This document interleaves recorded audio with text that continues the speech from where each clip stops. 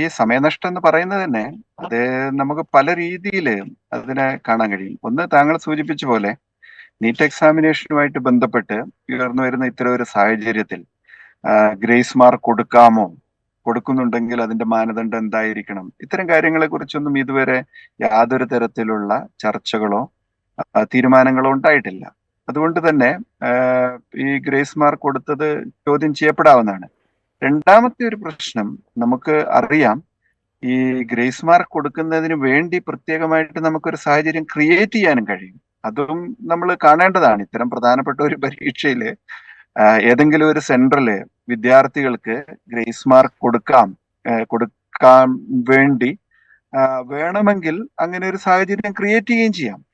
അത് സ്വാഭാവികമായിട്ടും അതിലൊരു പ്രശ്നമാണ്. പിന്നെ ഈ ഗ്രേസ് മാർക്ക് കൊടുക്കുന്നതിന് സുപ്രീം കോടതി തന്നെ പറയുന്ന മാനദണ്ഡങ്ങൾ തന്നെ വേണ്ടത്ര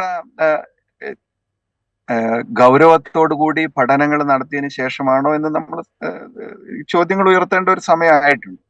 അതെന്തായാലും ആ ഒരു സാങ്കേതികത നിൽക്കെ തന്നെ നമുക്ക് മനസ്സിലാക്കേണ്ട ഒരു കാര്യം, ഈ പരീക്ഷയുടെ ട്രാൻസ്പെറൻസി എന്ന് പറയുന്നത് വളരെ പ്രധാനമാണ്.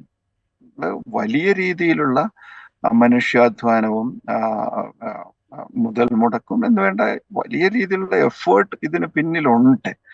അതുകൊണ്ട് തന്നെ 100%, 101% ട്രാൻസ്പെറന്റ് ആയിട്ട് നടത്തേണ്ട ഒരു വിഷയത്തില് പല കാര്യങ്ങളും ഏജൻസി മറച്ചുവെക്കാൻ ശ്രമിക്കുന്നു എന്നുള്ളത് വളരെ പ്രധാനമാണ്. കാരണം നമുക്കറിയാം, നമ്മുടെ നാട്ടിലെ നിയമപ്രകാരം അത് സുപ്രീം കോടതി തന്നെ പലതവണ വ്യക്തമാക്കിയിട്ടുള്ളതാണ്.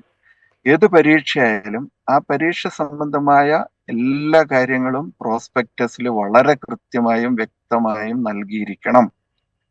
പ്രോസ്പെക്ടസിൽ പറയുന്നതിൽ നിന്ന് വ്യത്യസ്തമായി ഒരു കാര്യവും പിന്നീട് ചെയ്യാൻ പാടില്ല.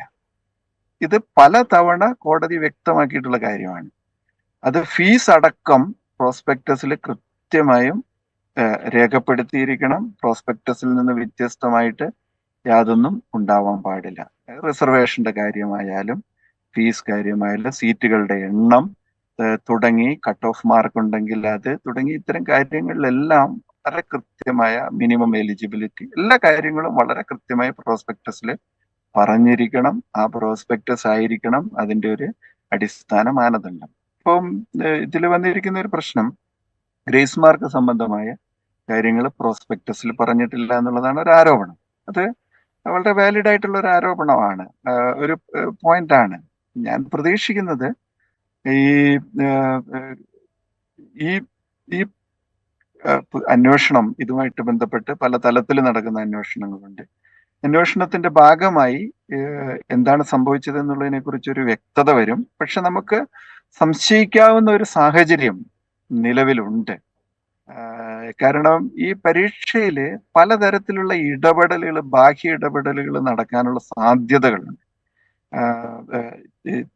ഇത് എൻട്രൻസ് കോച്ചിങ് സെന്ററുകളുടെ ഇടപെടലുകൾ, അത് ചോദ്യപേപ്പറുകൾ ചോരാനുള്ള സാധ്യതകള് നമുക്കറിയാം. നമ്മുടെ രാജ്യത്ത് ഈ ചോദ്യപേപ്പറുകൾ ചോരുക എന്നൊന്നും പറയുന്നത് ആദ്യത്തെ കാര്യമോ അപൂർവമായി സംഭവിക്കുന്നതൊന്നുമല്ല. സിവിൽ സർവീസ് പരീക്ഷയുടേത് അടക്കം ചോദ്യപേപ്പറുകൾ ചോർന്നിട്ടുള്ള അനുഭവങ്ങൾ നമുക്ക് മുമ്പിലുണ്ട്. അതുകൊണ്ട് തന്നെ ഇതിന്റെയൊക്കെ സാധ്യതകൾ തള്ളിക്കളയാനാവില്ല.